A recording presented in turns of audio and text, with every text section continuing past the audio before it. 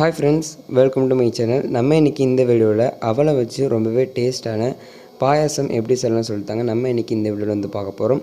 வாங்க நம்ம வீடியோக்குள்ளே போய் எப்படி வந்துட்டு அவல் பாயாசம் செய்யலாம்னு சொல்லிட்டு பார்த்துடலாம். ஃபஸ்ட்டு ஒரு பேன் ஹீட் பண்ணிக்கோங்க. அதில் ஒரு கப் அளவு அவல் பார்த்தீங்கன்னா ஆட் பண்ணியிருக்கேன். இதே வந்துட்டு ஒரு 200 கிராம் அளவு இருக்கும்.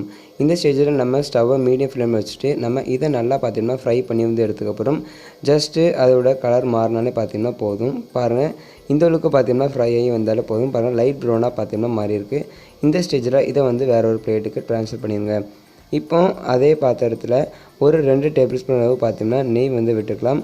நெய் நல்லா உருகினதுக்கு அப்புறமா இது கூட ஒரு அரை டேபிள் ஸ்பூன் அளவு முந்திரி பருப்பு, அதுக்கப்புறமா கொஞ்சமாக வந்து கிறிஸ்மஸ் பழம் இதை ஆட் பண்ணிவிட்டு நம்ம சேர்த்து நல்லா பார்த்திங்கன்னா மிக்ஸ் பண்ணி விட போகிறோம்.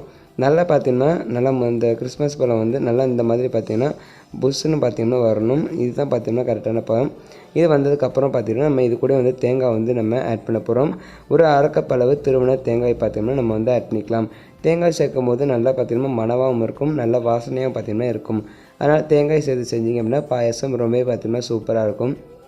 இப்போ நம்ம இது எல்லாத்தையுமே சேர்த்து நல்லா ஒரு இதாக கலந்து விடலாம். இதில் ஒரு நிமிஷம் இதை மிக்ஸ் பண்ணாலே போதும். இதை மிக்ஸ் பண்ணதுக்கப்புறமா 2 கப் அளவு நம்ம பால் வந்து ஆட் பண்ண போகிறோம்.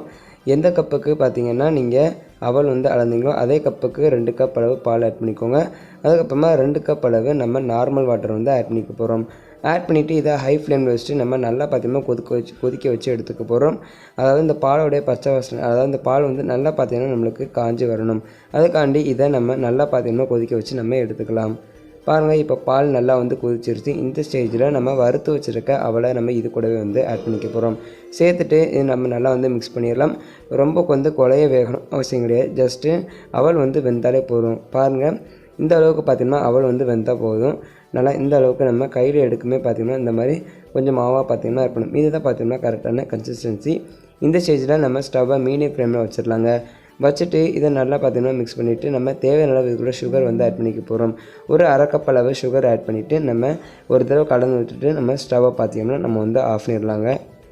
அவ்வளோதான் ஃப்ரெண்ட்ஸ், வீட்டிலே எப்படி வந்துட்டு சிம்பிளாக அவல் பாயசம் செய்யலாம்னு சொல்லிட்டு பார்த்துட்டோம்.